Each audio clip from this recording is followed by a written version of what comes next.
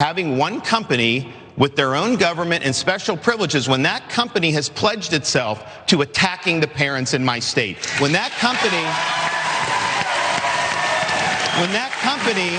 has very high up people talking about injecting pansexualism into programming for young kids. It's wrong. Walt Disney would not want that. And so get back to the mission. Do what you did great. That's why people love the company, and you've lost your way. Maybe this will be the wake-up call that they need to get back on track. All right, Nick, you heard the reaction. You think this is a hot political issue? Cultural issue, you got it. Up next, we're gonna... Okay, so Ron DeSantis had a political event where he's speaking to his constituents. Laura Ingraham there is interviewing him with this all-star panel with sweeping camera angles, lights and flashing and graphics and home run lines. Doesn't really matter what he's saying. The point is he's supposed to be in this environment where it's supposed to generate this level of energy. And isn't this guy, it's like the presentation of Ron DeSantis. Look at it.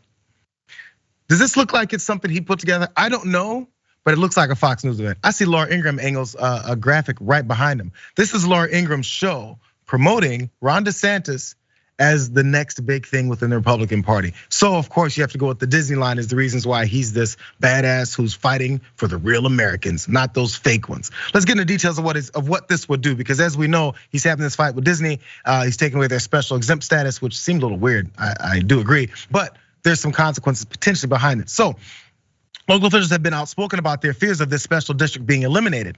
The Reedy Creek government ensures that there's water, power, roads, drainage, and public safety. That includes firefighters, paramedics, and more than 100 deputies to support personnel.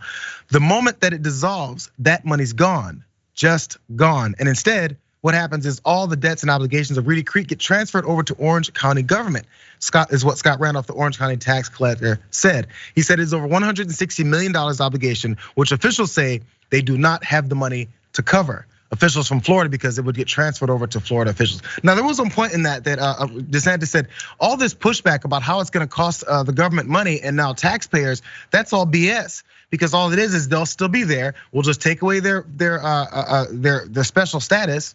After that, they'll still pay the same taxes. That area will still be fine. We'll see how that goes, because there's gonna be all kinds of pushback and potential lawsuits, I'm sure, and court battles over this money. Because once money's involved, entities and government people like this guy are definitely gonna be the ones fighting over this. Before we get to what he also had to say about his Surgeon General, because that's more of a coming out party. Dan, first your first thoughts on this concert style thing, and also maybe there is something to this whole back and forth about the special exempt status. Yeah, I definitely want to get back to that special exempt status thing in a moment, but we've got to just talk about the status of what Laura Ingram's got going on here. You got to know that Fox News is a political operation. It has been since Roger Ailes was heading it. It has continued to be for the Republican Party. And this is Fox News hedging their bets. Look, Trump may or may not have the juice. He's starting to fluster and fumble a little bit in his speeches. Ron DeSantis, he is honestly what Democrats have feared. He is the stronger, more politically savvy version of Donald Trump.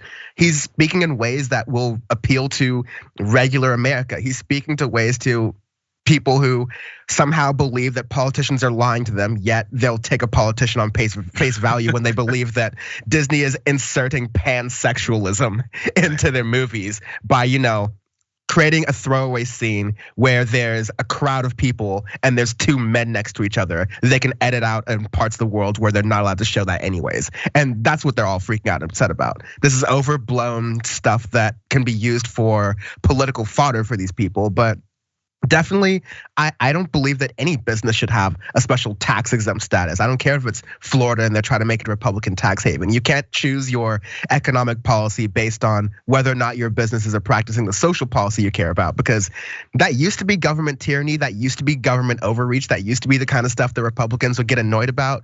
But if it comes to gay bashing, then it's totally fine. Do all the government overreach you want to in Florida. Yeah, so I'm curious though. I'm not sure if you had a chance to look into the potential of this now money that would have to be exchanged and who would begin paying these things, or if it would just be the same. That then I heard this is an extended version of what was happening at that same event. He was like, oh man, it's crazy that they would even say that this is gonna be a problem. They're gonna continue to pay. There's gonna be no problem, seamless. You're not gonna see the difference. Now I know that requires some kind of a detailed analysis of what it is that's happening, which I haven't had a chance to do either. But when he brought that up, I was like, maybe there is something here, right? Because I think the angle he's missing is this special exempt status looks pretty bad, and he won't even hit that part. He's sticking with the groomers and the pedophile talk, rather than going to, hey, do we really want to give special exempt status to Disney, as if they're their own country? Maybe you should go that route. I don't know. It's definitely something the left can do for sure, because it's an opportunity where the left doesn't have the way to respond to these people like DeSantis and saying, well, okay, I can still reach out to your voters. Hey, you voters have some animosity towards Disney, right? Well, how about that they, like churches, don't pay taxes when they bring so much money into the state of Florida? They owe the state of Florida money. Maybe that's hard to get people like who moved to Florida for the idea of paying little taxes to begin with and be on the side of that. I don't know. They may be too far gone, but it should be something that the Democrats are at least trying as a rhetorical strategy. Yeah, well, for these folks that would have to pay for it, I guess Disney is both their friend and their enemy. It's a problem.